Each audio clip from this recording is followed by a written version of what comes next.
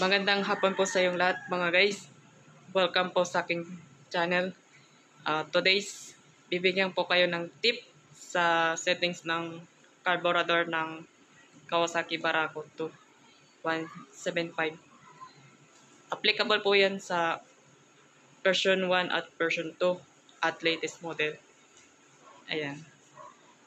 Napapansin niyo yung mga guys. Yan yung original na carburetor. Napakasulit yung 5,000 to.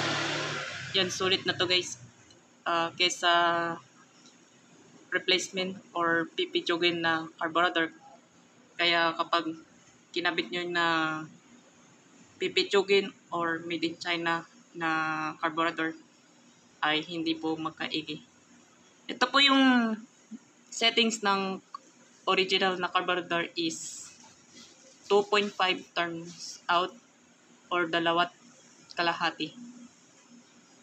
Bakit po? Kapag sa 3.5 turns out ay hindi magkakaigi sa andar. Ang spark plug reading ay lean mixture. Samantala sa 2.5 turns out ay rich mixture na. Kaya lang walang problema ito. Kaya ito advisable. Dapat original lang gamit nyo para maiwasan nyo yung sira ng original carburetor. Okay. Ito po yung 2014 model. Yan. Bubuhayin natin to guys.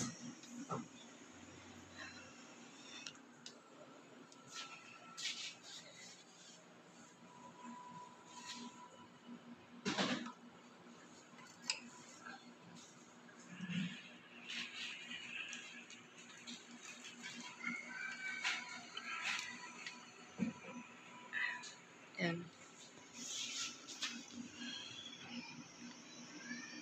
Ayan. Malamig siya to guys.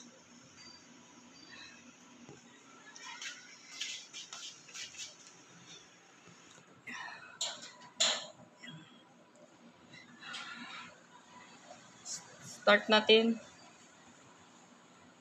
Neutrals on. Ayan. Okay. Papacheck tayo ng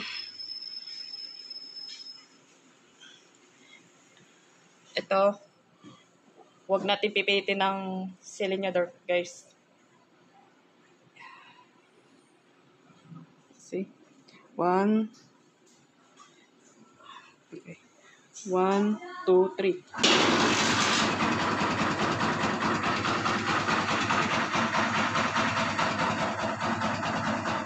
Ayun.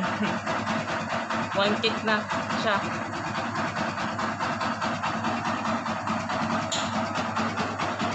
Pakinggan nyo na ito mga guys.